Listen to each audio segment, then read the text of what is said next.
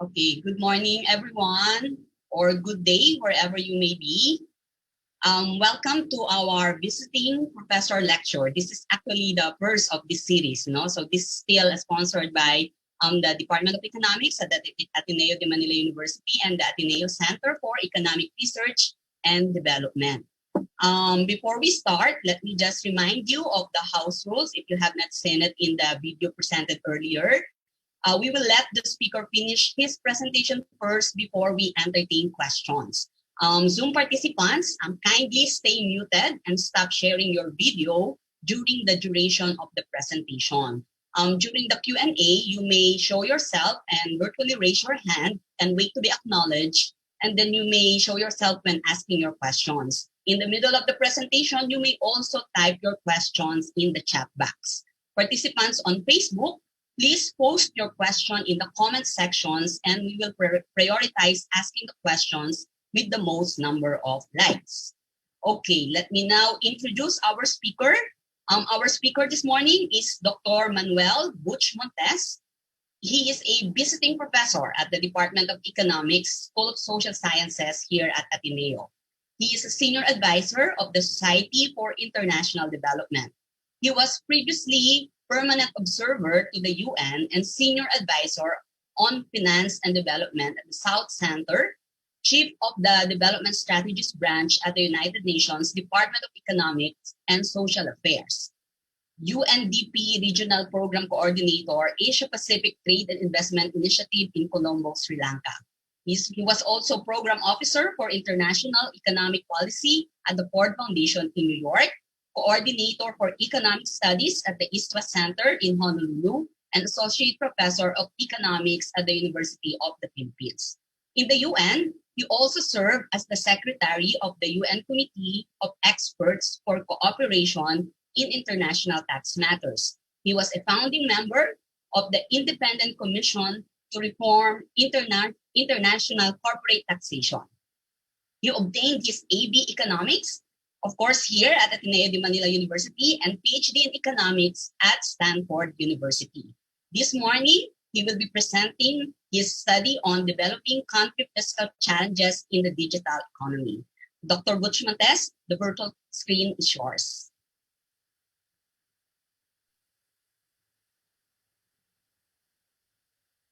Good morning. Thank you very much for the generous introduction, Maha.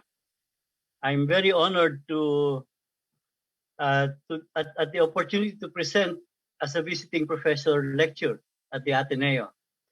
It is my privilege to be teaching this semester a graduate class on international agreements and development policy. I'm grateful at the opportunity to share some of my recent work in this lecture. Let me now start to share my slides, and I'll load the slide. I think this is the one.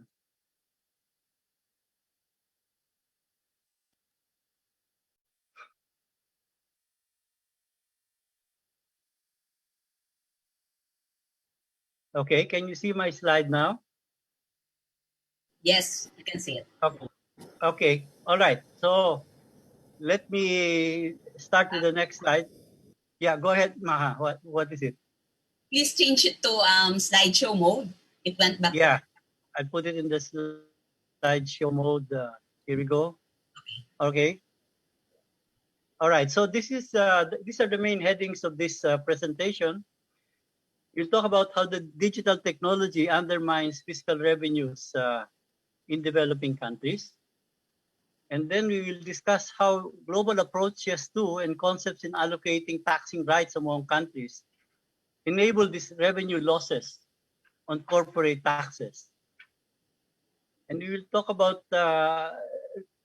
reforming the process of reforming corporate taxation rules in allocating what is necessary to protect tax revenues from the digital economy.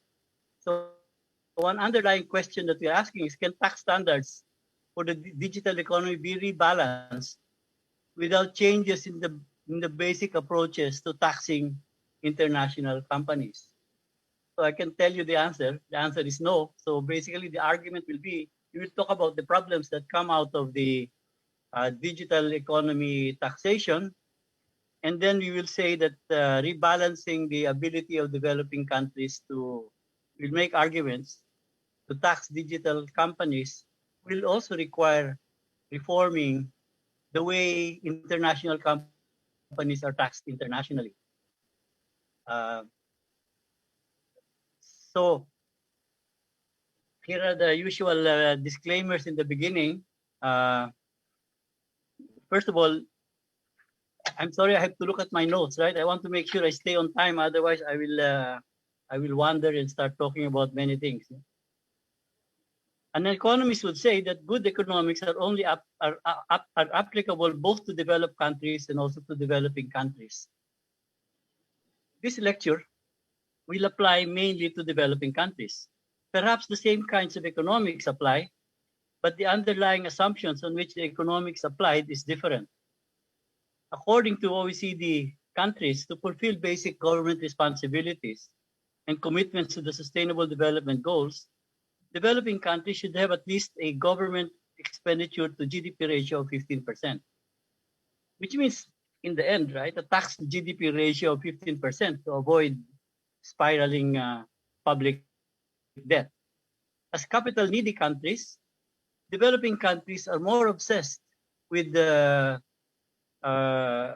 attracting foreign investment to obtain capital, right? So these are some of the specific uh, reasons why developing countries are very different from developed countries as far as this topic is concerned. They are more obsessed with foreign investment. They sign a lot of double taxation treaties, which promise to the investor that they can that they will not be taxed twice. They sign a lot of investment treaties, which limit their ability to change their taxation policies. They have the in the international system, and we'll talk a little bit about this some more. There is a preponderance of residence taxation, the residence on the treatment of transactions between foreign-controlled corporations and their subsidiaries, whereas the developing countries are obsessed with having source taxation. Source taxation is where the economic activity takes place, and theoretically where profits are created, right? There is a problem of developing countries auditing transfer pricing practices among related corporations. Developing countries have a greater dependence on tariffs and corporate taxes, unlike developed countries, which can rely more on personal income taxes, right? You also know that there's a famous, at least to me, IMF article that VAT does not replace tariff loss from trade liberalization, right? And what is happening is that the digital technology is exacerbating these gaps between developing countries and developed countries. We go back to that slide. Well, as an apology or disclaimer, I don't have a lot of details on the Philippines in this talk, right? Most of my background is international. And basically underlying what is at stake here are the contents of double taxation treaties and double taxation agreements, which determine the tax base of countries over the international companies that they are hosting, right? The OECD prefers residence-based taxation. The UN model tax treaty prefers source-based taxation, so it is more biased towards developing countries. In 2014, the IMF studied the issue, and they say that the network of double taxation treaties based on the OECD model, so it's a question of which model you are basing your treaty on, significantly constrain the source country's rights to obtain revenues from these profits.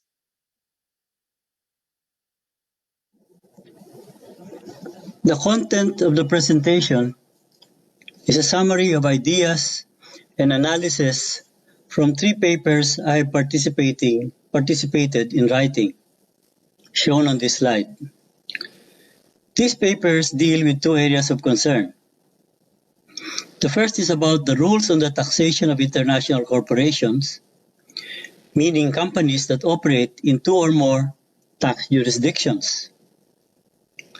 The second is the current proposal from developed countries in the World Trade Organization, supported by a few developing countries, that the suspension on collecting tariffs on imports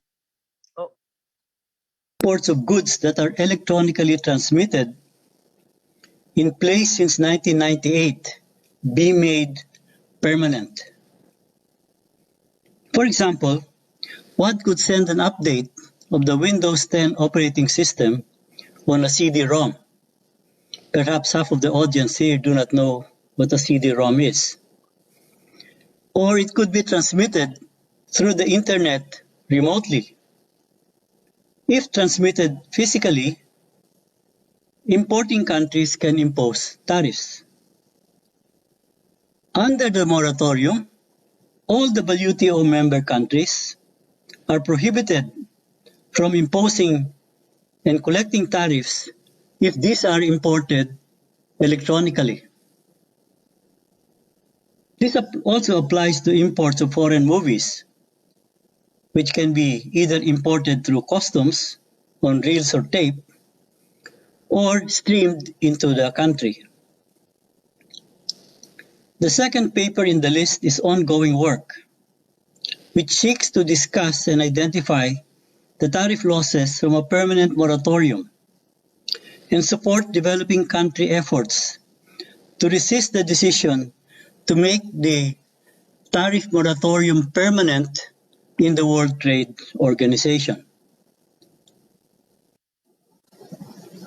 In the last decade or so, there have been scandals about the international taxing system, such as the so-called Panama Papers. The scandals originally revolved around the issue that the tax system is not fair, favoring large corporations and the wealthy. Recently, the public debate has shifted also to whether the international system collects enough taxes for the revenue requirements of society. The latter is a big change. After more than 3 decades of the view that the best kind of government is a limited government with a limited tax capability. In this presentation, I request that we suspend our usual emphasis on corruption as the source of poor tax collection and focus more on the ways that rules facilitate tax avoidance. Tax evasion involves the violation of a law, which is the commission of a crime, and can be associated with corruption. Tax avoidance, on the other hand, is the use of legal avenues to reduce tax payments. There are perfectly legal accounting and payment maneuvers to reduce tax liabilities, and the outrage has been against these legal avenues.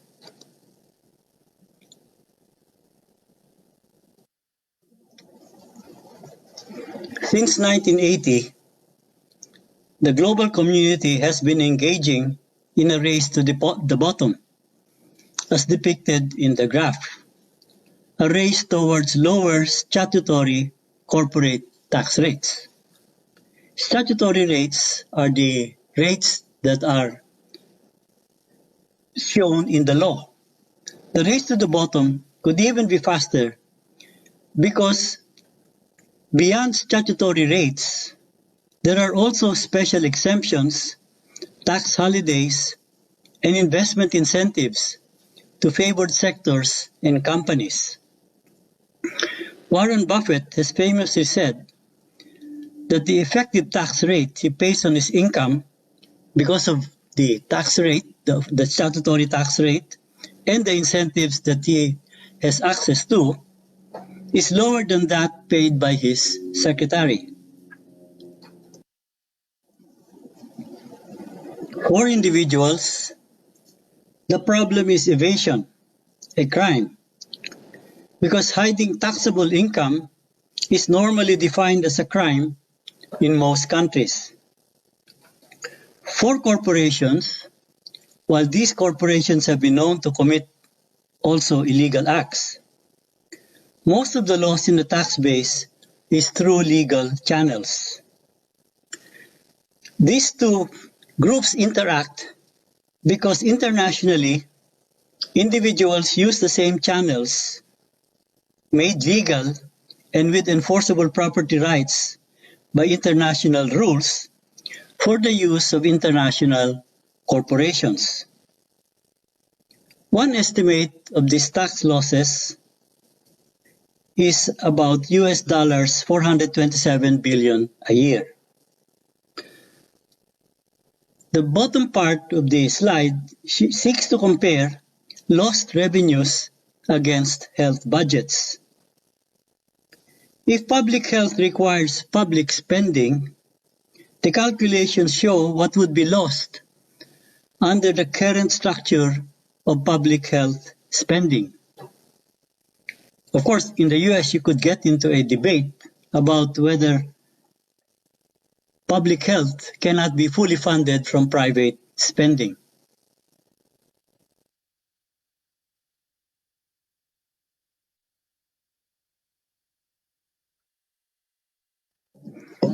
Here is the front page of an article by a senior IMF staff member that was published in 2017 in the IMF monthly magazine called Finance and Development. If profits internationally are made from avoiding taxes, profits made by international companies can be called false profits.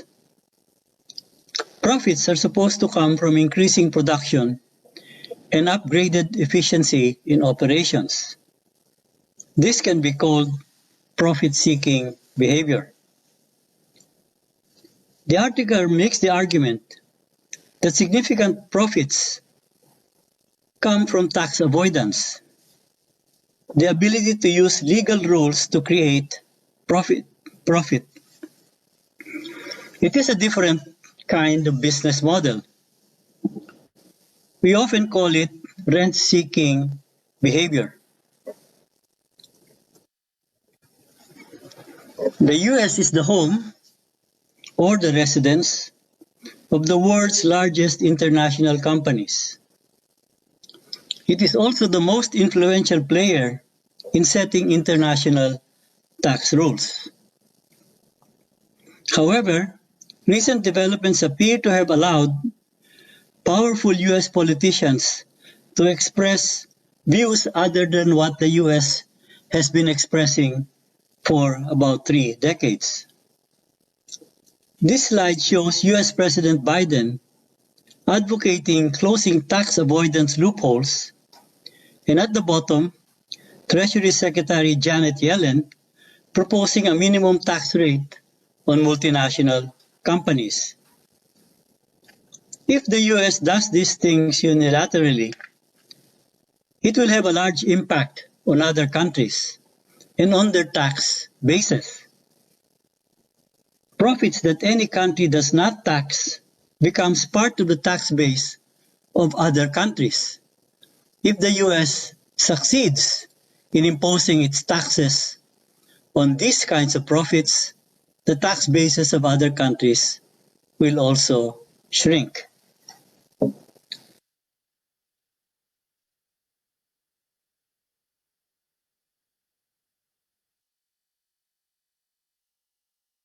All right. You can hear me, right? So now, I went through all those slides in a recorded mode so that I don't waste too much time explaining some of the basic issues. Here is now we go into the digital economy, right? We talk about why is the digital economy a threat to the ability of developing countries to obtain the tax revenues needed by government. Well, there are two reasons. First, the digital economy allows business activities to occur in developing countries without the physical presence of the business itself. This is like transmitting a movie by streaming as opposed to on reels of tape. Second, payments and reimbursements can be completed remotely by electronic means. Here is actually the Uber tax structure. It is complex. But it is very helpful to a traveler coming into a foreign country and paying with his credit card. A digital app on his phone makes the reservations and completes his payment. The user charges his credit card, which is cleared abroad. With this structure, and I explain the next slide, Uber makes no profit in the place where the transportation service is actually provided. And this is the next slide, right? Here is a simplified tax diagram of the Uber tax structure. The consumer credit card transaction pays the multi-country hub in the Netherlands. The driver is paid directly by the multi-country operational hub, I guess through his credit card or through his phone. For tax purposes, Uber itself makes no profit in the Philippines. This is where the service is carried out, but the Uber doesn't make a profit. What does it have in the Philippines? It has a support contractor company, which will hire the driver and advertise the service. Since Uber owns that support contractor as a local subsidiary, it needs to pay that contractor just enough money to meet the expenses of that company that is locally based. So the support contractor makes very little or no profits. Uber makes a profit from the Philippines, a profit as a company from the Philippines, but there is nothing to tax. And of course, the rest of the slide, the country B, country C part of the slide, is the effort by Uber to move profits away from the Netherlands to another entity that is not subject to tax. So this kind of structure is sort of the basic structure for avoiding corporate taxes at the international level. Here is the Google digital economy tax structure. Well, Google is an American company, and it is country X, right? This diagram is from a IMF 2013 publication. But what it has done is it has moved this search engine to Bermuda, where it pays no taxes, right? And it goes through this complicated system of payments in order to move the profits out of the use of the search engine to Bermuda, and therefore its subsidiaries, in this case the example is the UK, the users in the UK actually do not show any profits being made by the support marketing company, just like in the case of Uber. And all of the advertising revenues of Uber are sent through this complex web towards Bermuda, and Google avoids the taxes that it should have paid for having users in the UK. All right. So how does digital technology enable tax avoidance and lost revenue? Well, the global system of allocating taxing rights among tax jurisdictions, and we have those tax jurisdictions in the previous graph, is full of concepts which enable this kind of movement of profits to low tax jurisdictions very easy. The top two bullet points are the residence and source, right? And the residence is where the taxpayer is resident. So Google is resident. Actually, Alphabet is the holding company. Alphabet is resident in the United States, right? And the main criteria to have residence is to have a physical presence in the country. What is physical presence? That means that you actually have a bricks and mortar operations in the country. The alternative way as a basis for taxation is the source basis of taxation. Source means where the economic activity takes place. And this has become quite common because of the fact that there is a lot of global value chains that are being operated by international companies. Production has been fragmented among different tax jurisdictions. Digital transmissions also allow goods to be converted to services. I've already given an example of let's say streaming of movies outside. Finally, uh, digital technology allows profit shifting using intellectual property. For example, intellectual property of Google is its search engine. But by moving the intellectual property to a low tax jurisdiction, Google, and that's earning its from intellectual property, Google avoids the taxes, right? The reason why intellectual property can easily be moved is the W-TRIPS agreement, right? Which created a flat earth, right? A flat world, right? You can put your intellectual property anywhere, any tax jurisdiction in the world.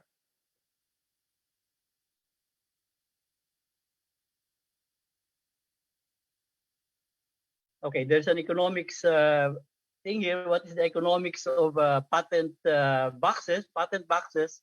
Well, low tax rates are supposed to stimulate innovation. A question that is always raised here is, does it really stimulate innovation if it is a matter of moving existing innovation from one tax jurisdiction to another? Go to the next slide. Well, countries have been trying to plug the leaks, right? Because of the fact that uh, international organizations or international digital companies are able to move the profits or are able to show no profits in tax jurisdictions where the tax rate is actually high. So there are attempts to restrict profit shifting maneuvers. There are attempts to impose what is called territory-based taxes.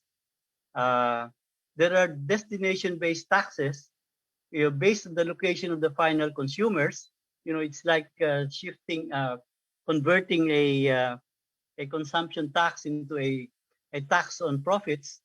And then there are digital service taxes, such as what France imposed on big companies like Google when it felt that it wasn't collecting enough revenues from Google's operations.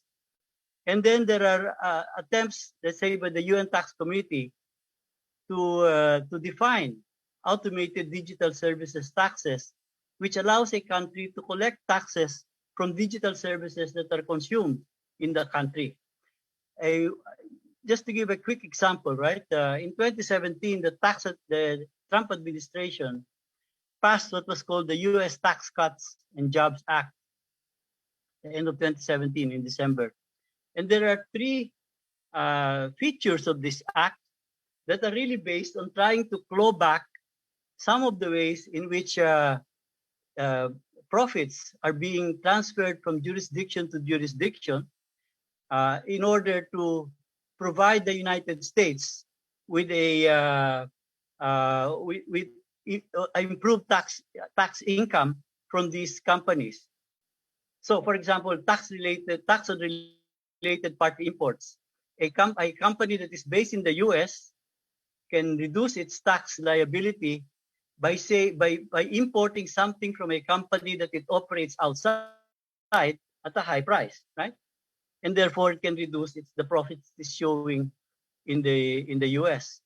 The last bullet point called GILTI, Global Intangible Low Tax Income, actually says that if you're paying effectively less than 15%, you're a US company, you're paying less than 15% of your profits outside, the US can tax the amount between 15% tax rate and the actual amount that you are paying. So this is like the beginning of a minimum tax rate on corporate income. So now we go to this question is, to what extent is it really the digital economy that is causing the problem? That is the cause of the reason why tax jurisdictions are losing tax revenue. And what you have here is a big machine from Caterpillar Uh, and the claim that I'd like to say with you looking at the machine is that the digital economy has only turbocharged the problem of taxing international companies. The root of the cause is the dominant system in which we tax international companies. In April 2014, there were hearings in the U.S. Senate that explained or that exposed the fact that Caterpillar, which is the maker of these large mining machines, had crafted a tax-reducing strategy that shifted billions of dollars of profits away from the U.S. to Switzerland. How did Caterpillar do this? Well, 52% of its machines are made in the U.S. Actually, Caterpillar is a U.S. Company. However, it has a very special business model. It sells these machines, often costing between $3.5 million to $5 million each, at cost. It sells the machines at cost. It doesn't make any profit from selling the machines. It makes its money from selling and installing the replacement parts. Its main promise is that if a machine breaks down, the replacement part will be available within 24 hours. And these kinds of machines are often located in the most remote places of a country. And what it did in order to save taxes on the US is it relocated this system, this promise of a 24-hour delivery of a replacement part, to a company called CSAR in Switzerland. And that is where it makes its profits, because it doesn't make any profit from selling the original machine. That is where the profits now are being taxed. What has happened is that the US has lost tax base from Caterpillar, and the tax base is now in Switzerland that has a generous tax rate on those companies. So what is actually one general comment that you can make about this happening is that in the future, almost all companies, including car companies, will probably become technology companies, or they will have some kind of a patent or a patent system in which they will send all of their profits. And that intellectual property will be in a place where the profits are beyond the reach of the authorities in which their operations actually take place. Watch 10 minutes. Oh, 10 minutes to go. Yes. Oh my gosh. Okay. So let me go to the next slide, and I'll go very fast, right? So profit shifting, and maybe I can just go to the because there's so many details, right? Profit shifting is facilitated by the international system with or without digital technology. There's a separate entity structure controlled by the mother company that can move jurisdictions. Several entities can charge expenses to related subsidiaries located in high tax jurisdictions so that no or lower profits are reported in those high tax jurisdictions. They can they can charge high interest rates and services on each other's subsidiaries where the tax rate is actually high. They can use transfer prices, right? And the OECD system of controlling transfer prices is very complicated for developing country officials. So let's move on to the next slide because I only have 10 minutes. All right, so these are the two main culprits, as far as I'm concerned, that make it very difficult to tax international companies that operate in more than one tax jurisdictions. One is the separate entity principle. It seems to be a harmless idea that each company keeps separate accounts, right? The other concept is the arm's length principle that each company operates independently. In practice, this is very disadvantageous to tax authorities because in practice, what happens is that the company that is owned by another company is able to operate operate that other company so that it doesn't show any profits, just like the marketing support company maybe that Uber does. I'm not sure if that actually Uber uses this structure in the Philippines, but this is like a general structure which doesn't show, which shows very little profits, right? Now, in the case of digital transactions, there is an additional problem, right? This is the principle called permanent establishment, which is the way in which tax authorities are able to say that the company is operating in their tax jurisdiction and therefore its profits must be taxed. Companies cannot impose taxes on companies that do not have a local presence. Since digital products and services are sent remotely, the profits of the companies uh, providing these services are beyond the reach of local authorities. Okay, so this slide you have already seen, right? But the only point I'd like to make, this is the slide I showed in the very beginning. The only point I'd like to make is that among the actors in the international arena with a permanent interest in changing the global system are developing countries. In fact, in the G24 is the caucus of developing country executive directors in the World Bank and the IMF. And in the UN Tax Committee, there has been groundbreaking work on defining how permanent establishment can be redefined in the digital era in order to rebalance the taxing rights in favor of developing countries. This slide we won't talk about is really just about an estimate that was made by the Federal Reserve Bank of Minneapolis about how profit shifting actually happens. In this case, for example, United States would have 280 billion more revenues without the profit shifting as defined within the academic study. And Singapore would have 19 billion less tax revenues without the profit shifting facilities.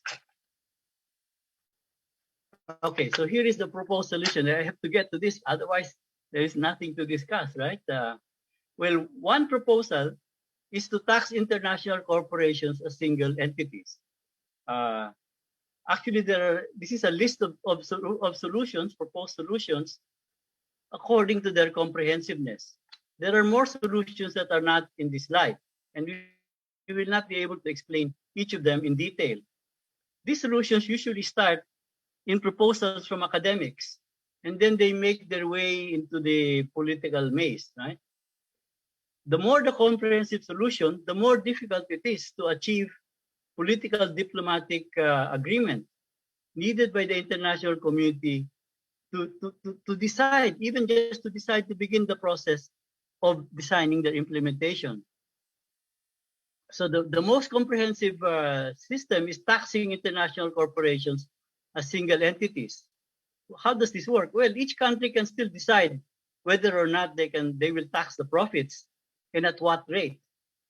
The rate will be applied to the tax jurisdiction's share of the global profits according to the system of allocating the profits to that jurisdiction. So you have a system of allocating the tax base, but every tax jurisdiction decides whether it still wants to tax the profit or whether it wants and what rate it wants to tax it. This is actually the system that the United States uses among its own states. But here, a global tax treaty is required. And that tax treaty will have to recognize basic principles of taxation and allocating taxing rights. There is another proposal which the Republicans proposed in 2017 and withdrew, called the destination-based cash flow taxation.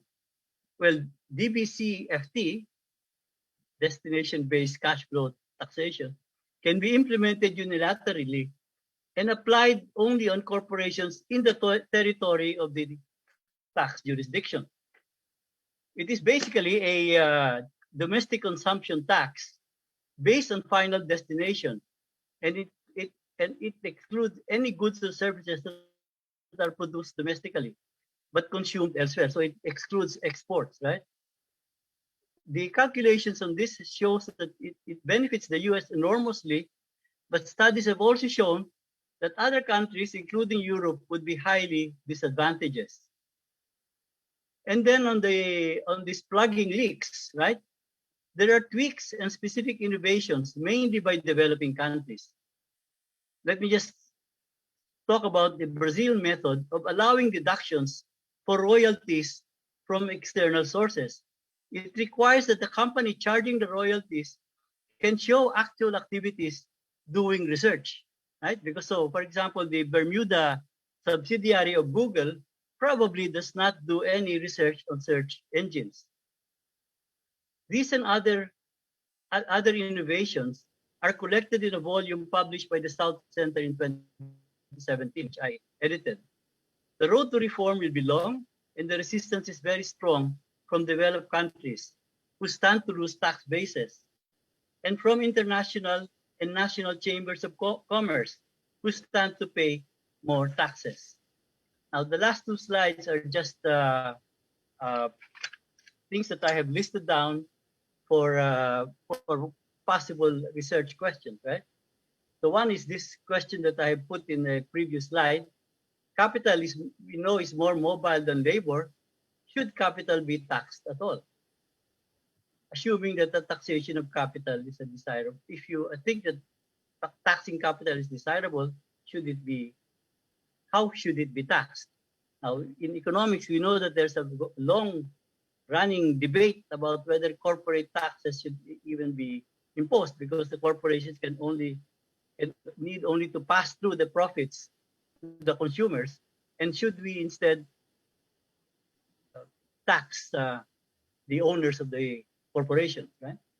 The second question is about the dominant profit engines of digital companies, which partake of many aspects of rent. Rent means that the costs do not rise with the operational volume. Surpluses are derived from network economies, which shrinks the space for growth of new entrants. What kind of taxes, because theoretically we want to let these dominant companies continue to innovate, what kind of taxes, innovation incentives, while ensuring that such companies pay their fair share? The third one is about patent boxes, right? And we gave the example of Brazilian way of forcing only allowing deductions for royalties payments to external parties only if they are genuinely research institutions, right? We know that we want to encourage innovation because the social rate of return of innovation exceeds its private returns. The question is, have these boxes actually stimulated local innovative activities? Are tax incentives even necessary beyond the protections that the WTO TRIPS privileges encourage as to encourage innovation? And finally, this is the question: well, the Philippines has 43 double taxation treaties. On the balance, are the contents of these treaties weighed more towards source taxation or towards residence taxation? How have our negotiators been negotiating? And that's the end of the presentation. And I look forward to the discussion. I hope we have enough time. I hope I didn't talk too long and you didn't go past the 10 minutes that you warned me about, Maha. Thank you very much. Yeah. I'll stop my sharing. Yeah? Yes. Right on time, actually, right on time. And it's really, thank you very much for that very interesting presentation. And it really shows because we have about 60 plus participants in the room. Let me just recognize some of them before we go to the Q&A. We have Governor Saide Tanco, the chair of the ASERD board. We also have Dr. Job Yap, senior technical advisor at the School of Government, ISOG. Mr. Filomeno Men Santa Ana, coordinator of the Action for Economic Reforms. Ms. Lisa Garcia, executive director of the Foundation for Media Alternatives. We also have Dr. Benji Tolosa, the associate dean for the core curriculum here at Ateneo. Nobel Bangsal, director for the Congressional Policy and Budget Research Department. We also have John Forbes of the AmCham. I think we also have Dr. Gilbert Yanto, former PIDS president. And of course, we have our regulars, the students, and our faculty. So, okay, we now entertain questions. For those of you who are in Zoom, you may unmute and show yourself. if you have a burning question, who would like to go first? Anybody from Zoom? Because we also have questions from Facebook. Let me start with a question from Facebook since it's already here. Okay, this is a question from Tony Salvador. As regards the digital economy, what changes would you suggest as regards the determination of the presence of permanent establishment? Well, yeah, that's an important question. There is a tweak. Well, of course, the real solution is to tax digital companies at a global basis, right? I mean, to build their tax base at the global basis, and then to have a global system of allocating the tax base to each country, and each country then decides whether it wants to tax that profit or not. But in the case of digital economies, there is a concept that the Indian member of the UN Tax Committee, who is also quite active in the G24 discussions, they have suggested the definition of permanent establishment to go beyond the usual OECD definition to include what is called a significant economic presence.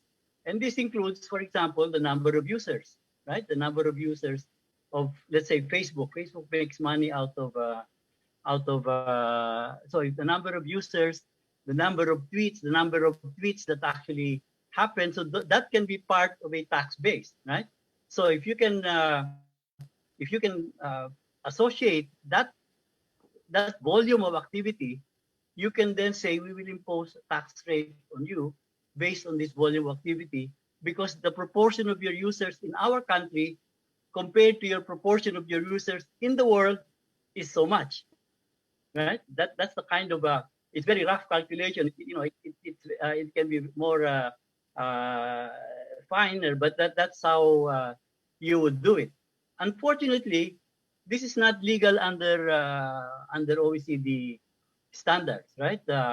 And what developing countries, and this is why I had to say this in the beginning, what developing countries are always faced with is the fact that they could lose the service, which means that their own citizens will complain if they start imposing these taxes unilaterally, right? So there is a way in which you can try to do this jointly with certain countries, but the most important country that you want to do this with is with the United States, right? But in the case of the United States, it's not really very interested, or it doesn't show very much interest in, for example, in allowing this digital significant economic presence to be a principle for imposing taxes on a digital economy. Thank you. We have a question on Zoom. Men, Santa Ana, maybe you can ask the question yourself. You may unmute and show yourself. Good morning. My internet is unstable. So I'll just read what I wrote. Hello, Bush. Your take on the minimum global corporate tax posed by the Biden administration, advantages, disadvantages, and how practical it is. Thanks. Well, a global minimum tax rate, corporate tax rate, is something that a country can impose on its own corporations, right? So if the US has many corporations that are operating internationally, it can impose a global minimum tax rate on its corporations, right? It says that, I explained the way GILTI works, right? GILTI works by saying that, well, you're not paying 15% in your operations overseas. That difference between the 15% you're not paying and the actual what amount you're paying, the US can count as its tax rate. So this is very feasible for countries that are very large and have a lot of companies operating everywhere, right? So what developing countries are trying to propose is to have it as an agreement among all countries, right? To have a global minimum tax rate among all countries. Now, the OECD has been playing around with this issue recently with respect to digital taxation, and it is not clear to us. Well, they seem to be willing to walk into the idea of a global minimum taxation because the U.S. itself started it with a 15% minimum tax. But the question is, at what rate are they going to be? What rate is the global minimum corporate tax? So if you have a global minimum corporate tax that is agreed by all countries, then all countries can then say, well, we have to impose 15% on your profits in our country, right? See, the advantage of a global minimum corporate tax is that all of these gains that corporations pay in moving profits between jurisdictions are useless, right? Because they will always have to pay a global minimum corporate tax wherever the costs are actually being moved around. So what in the case of OECD, what we feel is dangerous is that the corporate tax of Ireland is 12.5%. So if you settle on a global minimum tax rate of 12.5%, you get the Irish tax rate. What is promising about Yellen's minimum global corporate tax rate is that she is proposing a 21% corporate tax rate, which is where the U.S. corporate tax rate is now after it was reduced from 35% to 21% by the Trump tax cut. So it's a little bit much better than the Irish one. Now the ICRIT, the Independent Commission for the Reform for International Corporate Taxation, is proposing that the global minimum tax rate be 25%. Right? So that's the minimum tax rate. You can always impose taxes beyond that, right? So, this is always the problem that developing countries have, right? They might lose all of their foreign investors if they impose a tax rate that is much more than their competing countries. Right? Okay, we have another question. Gilbert is raising his hand. Yeah, thanks. Dr. Thanks, Yan. Maha. I cannot show myself because I am better heard than seen. Okay. Hi, Butch. Nice. Great to see you again here. Kailan ba tayo rin nagkita? Sa New York, right? Yeah, maybe in New York or sa UN. Geneva once, I think. Yes, indeed. Yeah, it was in Geneva. Okay. Anyway, sorry guys. Medyo just catching up with Butch. It used to be a lot simpler digital, right? But even then, there's still a problem regarding taxation of this kind of things. No? It used to be that once you can identify the taxpayer, you have solved half of the problem. The other half is establishing the tax base. And tax base usually is in situ. You call that residence taxes. Diba? Yeah. So madali lang dati, you establish who the taxpayer is. Is it an individual or is it a company? And then you establish a tax base. Is it earned here or abroad? And then you devise a scheme to reach those profits. So, but the environment you are describing is so complex, no? Very complicated, and it needs a lot of coordination amongst countries. In the old days, they used to have a tax treaties, and you mentioned Philippines having double tax treaties, about 40 or 43 of them. But it seems even these tax treaties wouldn't work without effective coordination. And this is my question, and I'm glad Governor Sai is here. If the issue is, if the problem is financial crisis, global financial crisis, monetary policy, you have the IMF as the coordinative institution globally, but you don't have a global fiscal authority. And so it's very difficult to have the solution of greater coordination and synchronization amongst the fiscal policy actions of countries. So how do we get out of this bind? Of course, you mentioned the ICRIT, you mentioned the UN and the OECD proposing ways to coordinate, but in the absence of a global fiscal authority, that's very difficult. Maybe in the EU, they could, right? Because they have the EU Parliament, and then countries have surrendered part of their sovereignty, the fiscal side, but not in the case of non-EU. So I don't have solutions or answers. I just have questions. Thanks, Butch. Okay, well, before the Financing for Development Conference in 2002, there was a Cedillo report, which the UN commissioned. Cedillo used to be the president of Mexico. And he, at that time, proposed a global tax, world tax authority, something like that, right? So it would be like the WTO, where countries, WTO, you set basic standards for taxes. And in fact, what you're saying is the question of the what I call the comprehensive solution, right?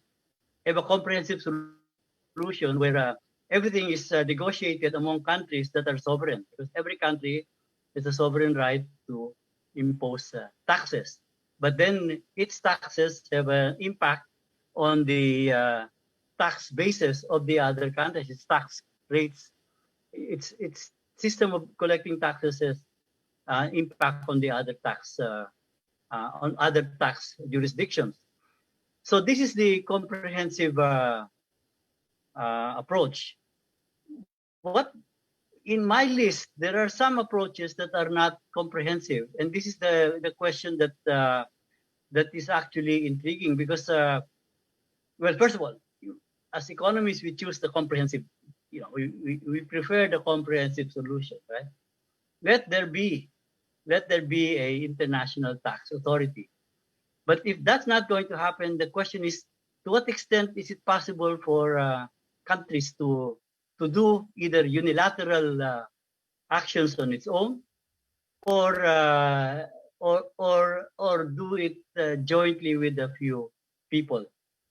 Now, the question here is that the OECD wants to continue to control the setting of the standard, because under OECD, the standards that they agree on are negotiated among the OECD countries.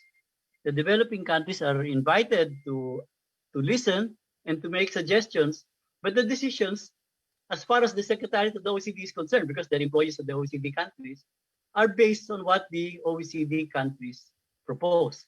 So this is one problem with the OECD trying very hard to set the standards, right? They tend to bias the standards against what developing countries would like to do, right? So one thing that we were trying to do at the South Center in Geneva is to organize developing country tax authorities so that they can begin to agree among themselves what the standards can be. That they would then try to control the amount of competition among themselves for foreign investment, right? And as I said, there are innovations that these countries have done that are that might be possible. So, but this again a long slog. There are then also unilateral attempts to do it. And the one I did, there was, so I tried to say too many things and there was not a lot of time, right? But one example is and not many countries can do this, is to require that every foreign investor that comes in has to disclose all of its subsidiaries, so that the tax auditor knows that it is when it is transacting with a related company, and when it is not, when it is transacting at the arm's length basis, and therefore it can audit the prices of those things. And there was a lot of excitement about 3 years ago when Vietnam, and as an example of a country that can do it, because everybody wants to invest in Vietnam, began floating the idea of requiring such a disclosure. I'm not sure if they ended up doing it, but among the tax community, there was a lot of excitement over the fact that you could do this unilaterally, but countries that are obsessed with getting foreign investment would not actually be the starting. So if you can get the developing countries that are very good, that are investor darlings, right? to start putting these kinds of requirements, then you could get you could begin having the developing countries improve their ability to tax international corporations. Okay, we have another question. Bob Tatanko is raising his hand. You may ask your question and show yourself if you wish. Yeah, I was just going to say that collaboration is indeed very important. And this is going to be a major challenge. In any international effort, obviously, attaining sufficient level of cooperation among the member countries is always very difficult. But in addition to that, we have seen, the experience of international organizations, right? I mean, the IMF, the World Bank, even the UN, and even smaller organizations like OECD, etc. But over and above that, I think another major challenge would be the data. No? I mean, the quality, the availability, and the quality of the data that would be used in a collaborative effort, such as imposing a minimum, what do you call it, minimum corporate tax rate globally, no? And also the willingness of various tax jurisdictions to share that data. I mean, we've seen that on the ground, it's not that easy. OECD tried to do it, where if you don't share, then there are disadvantages that would be that would be experienced by the country concerned. But so collaboration, and then how do you really achieve that, particularly in terms of availability, quality of the data that would be required? Thank you. Yeah, that's the data is actually a very important issue, and this is one of the more sore spots of the developing country versus developed country view, right? Because first of all, the OECD, in order to be part of the inclusive framework, the tax jurisdiction has to install a computer-based system, right? Because this is the only way. So many tax jurisdictions, many developing countries find it very expensive to put a computer-based system, right? The second thing is that in handling tax data, there is the question of privacy. It is very important that the tax authorities of the country do not disclose the data, the data that they have access to, they will keep among themselves, that it does not leak to the public, or more important, to the competitors of the corporation, right?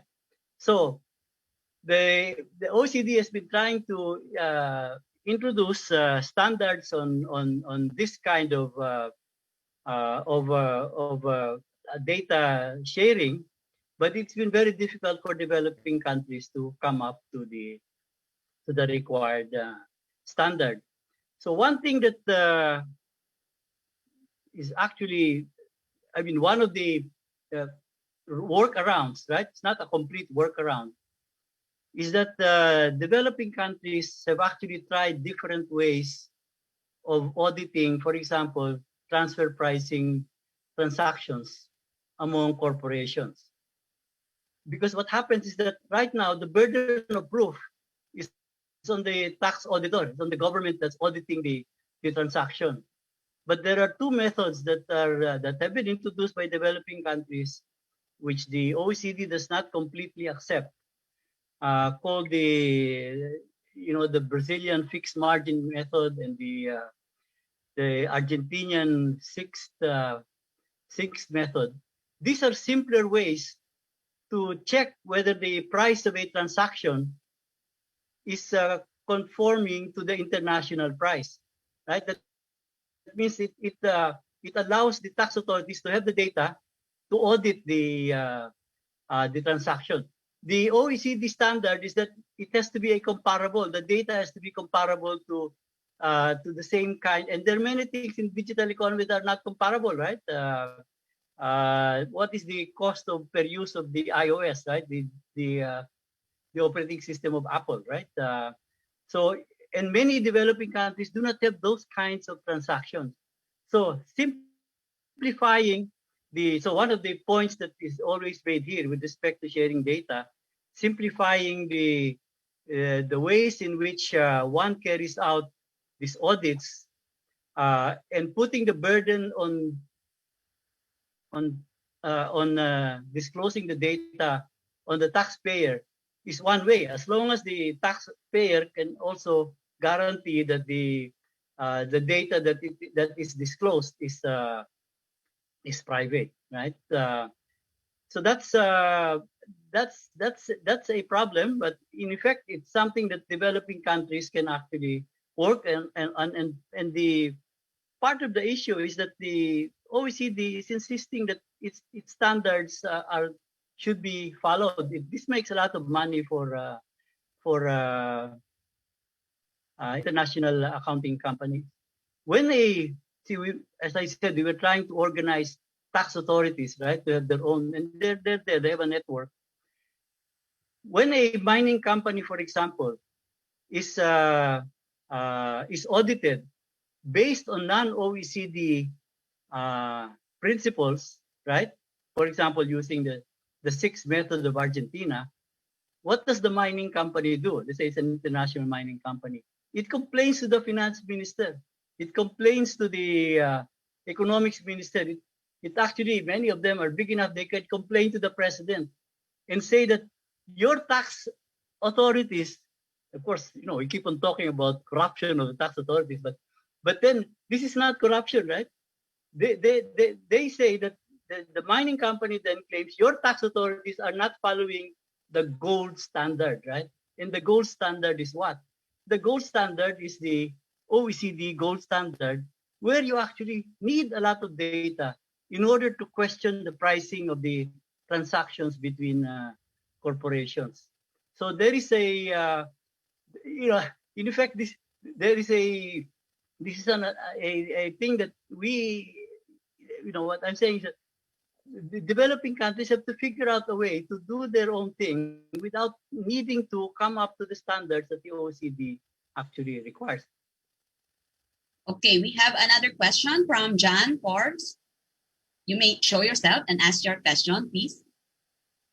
John? John, are you there? Yeah, I'm here. Sorry, this is my fourth webinar this morning. It was quite a hectic day. This is very interesting, Butch, and it's nice to meet you. I'm the chair of the legislative committee at MCHAM, so I get involved when bills come before the Philippine Congress. And so I had a question about one which you may be familiar with Joey Soceta, who's a very active member of Congress on economic issues and chairs the tax committee of the House, which is a digital tax, but it's on VAT. It applies the 12% Philippine VAT potentially to digital transactions that occur within the Philippines, which may apply to Filipino-owned companies, but it could also apply to mainland Chinese directly or indirectly, or streaming companies, since Korean telenovelas are extremely popular here, as they are in Korea and elsewhere. So that is presently on second reading. In his sponsorship speech, Kong Joey said there are over 70 countries that presently have these taxes. So I wanted to ask you if he is correct, and because OECD, I am told, does not particularly object to the right of countries, tax authorities, to tax a sales tax or apply a sales tax to digital transactions, no matter where they originate.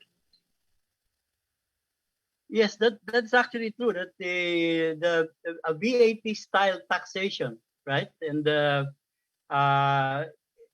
can try to claw back some of the tax revenues that are lost because you cannot tax the profits of the company, right? The question is, it doesn't really work with the very specialized vehicles that are used, like in the case of Uber, right? These are this can work if it is a VAT on digital taxation, but it doesn't really work on special vehicles. And I'm not sure about this. I don't know, right? Whether in practice over 70 countries are actually using it. There is a book that is compiled by McKinsey, right? And which is about what is called digital service taxes. See, all countries are now trying to, and I can send you the link, right? I think it's updated regularly. Every country is showing what is digital service taxes are. And I don't know whether the 70 that he is mentioning is based on this listing, right? But this is a digital service tax. It does not really tax the profits, right? So the problem that we're what this discussion was all about is trying to tax the profits, and the digital service taxes, right, are trying to claw back part of what the taxes that are lost because of the nature of the digital transaction, right? So the thinking internationally is that, and I don't know who whether this thinking is permanent or not, that these digital service taxes are not a permanent feature of the tax atmosphere, tax environment globally. That eventually it will become a profits tax on digital corporations, right? But I suspect, given the objections of the United States, it will probably take a long time, and therefore, before that happens, we better rely on digital service taxes. The Indians have their own version, right? They have their own version of what they call an equivalence tax. So this is I think that I haven't seen the bill, right?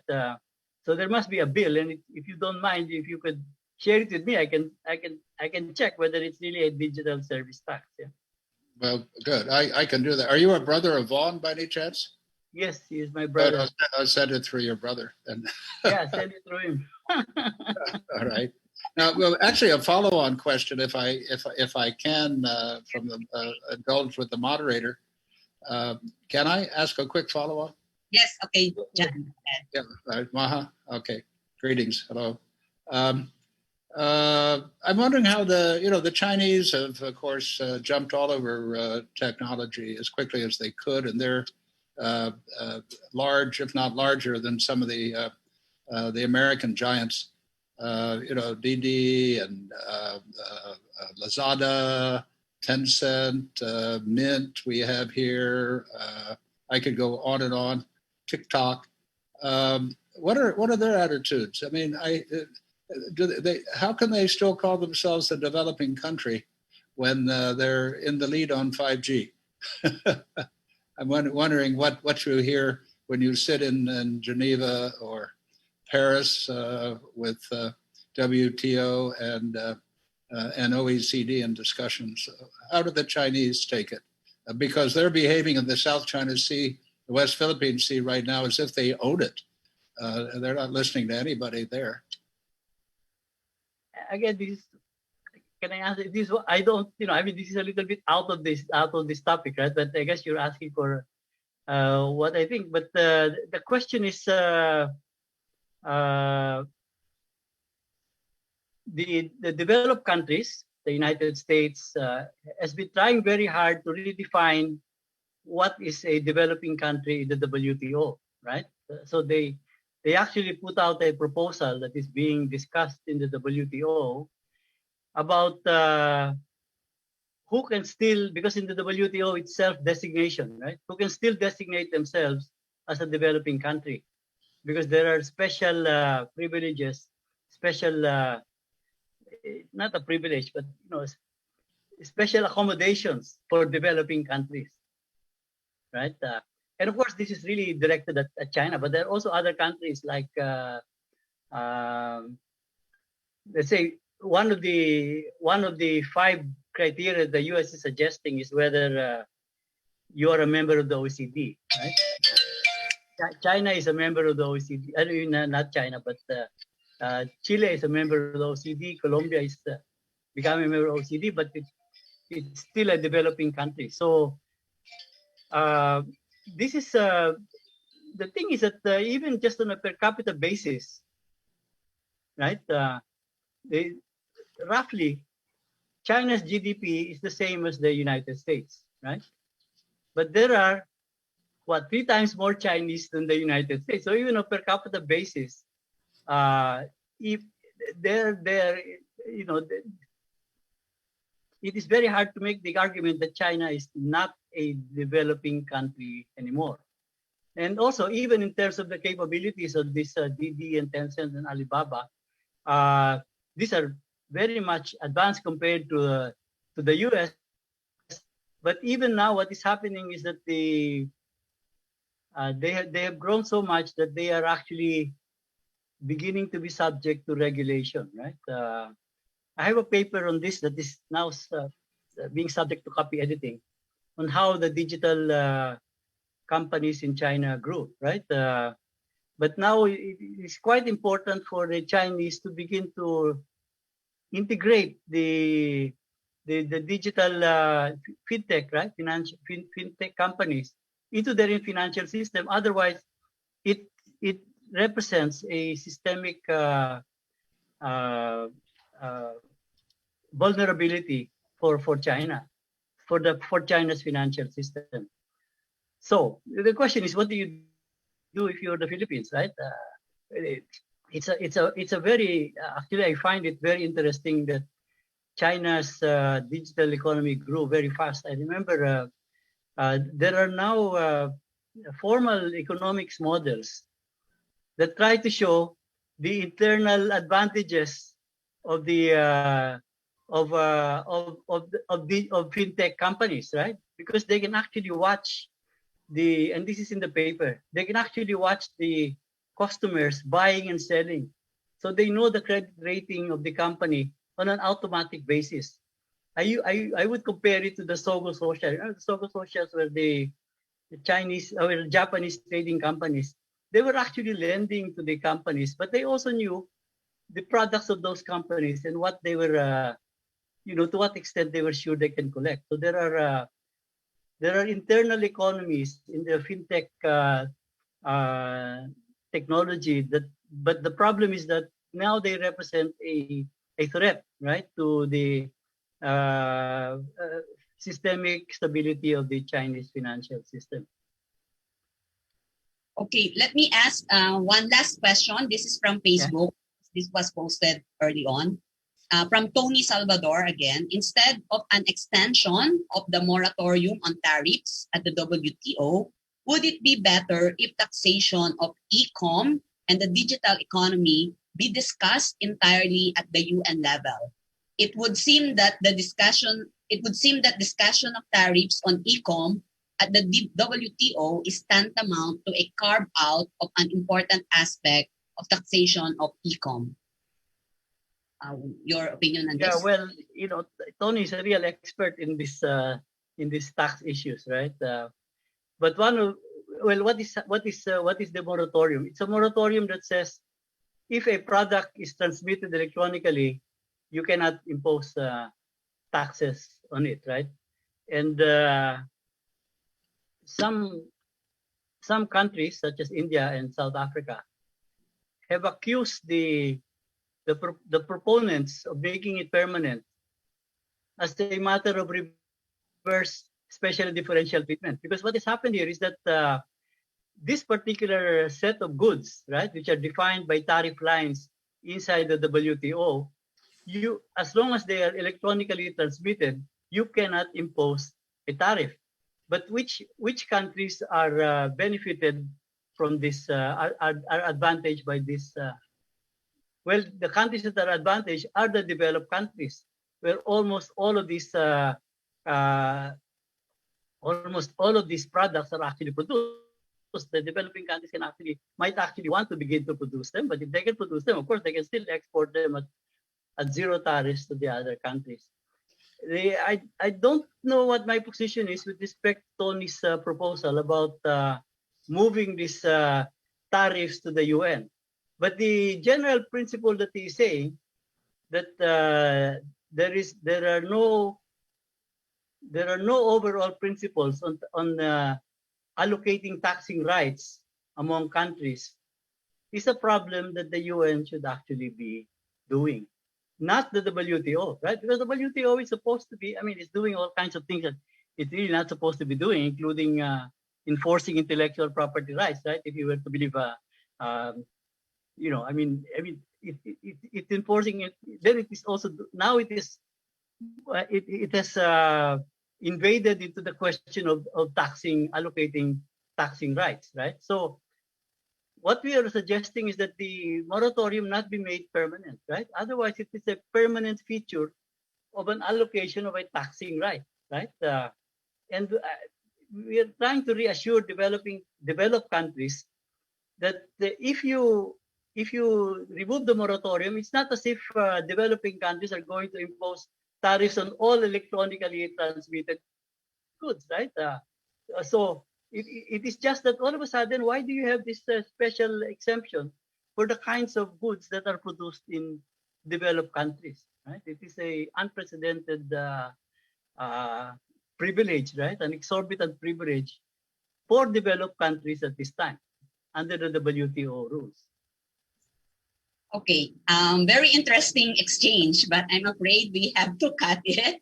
It's already nearing lunchtime. But before we do the photo documentation, let me just invite you to our next seminar next week. So this is on energy economics in the Middle East, strategic gains. And our speaker is Dr. Daphna Diseni from Tel Hai College in Israel.